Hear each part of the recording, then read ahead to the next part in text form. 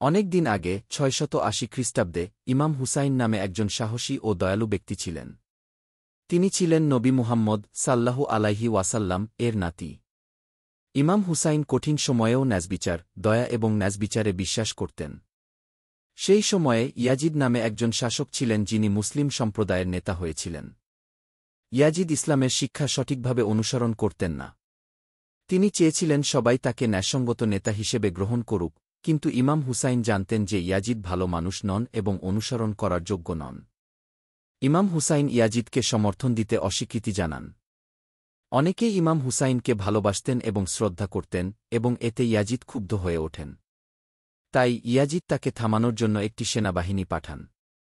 ইমাম হুসাইন এবং তার পরিবার, অনুগত সঙ্গীদের একটি ছোট দল, মাত্র ৭২ জন, তাদের বাড়ি ছেড়ে কারবালা নামক স্থানে চলে যান। সেখানে তারা ইয়াজিদের হাজার হাজার সৈন্যের বিশাল সেনাবাহিনী দ্বারা বেষ্টিত ছিল। ইমাম হুসেন এবং তার অনুসারীদের পানি পেতে দেওয়া হয়নি।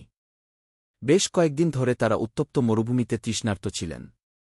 ক্ষুধার্ত ও তৃষ্ণার্ত থাকা সত্ত্বেও তারা দৃঢ় ছিলেন এবং আল্লাহর কাছে প্রার্থনা করেছিলেন। আশুরা নামে পরিচিত ইসলামিক মাসের মহরমের ১০ তারিখে এক ভয়াবহ যুদ্ধ সংঘটিত হয়। ইমাম হুসেন এবং তার সকল সঙ্গী অত্যন্ত সাহসিকতার সাথে যুদ্ধ করেছিলেন, কিন্তু তারা একে একে নিহত হন। শেষে ইমাম হুসেন নিজেই নিহত হন। এটি ছিল অত্যন্ত দুঃখজনক এবং বেদনাদায়ক দিন। ইমাম হুসেনের আত্মত্যাগ আমাদের সর্বদা সত্য, ন্যায়বিচার এবং শান্তির পক্ষে দাঁড়াতে শেখায়, যদিও আমরা সংখ্যায় কম থাকি অথবা অনেক সমস্যার সম্মুখীন হই।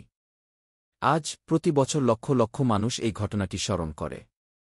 তারা ইমাম হুসেনের সাহসকে সম্মান করে এবং সর্বদা যা সঠিক তা করার জন্য নিজেদের স্মরণ করিয়ে দেয়।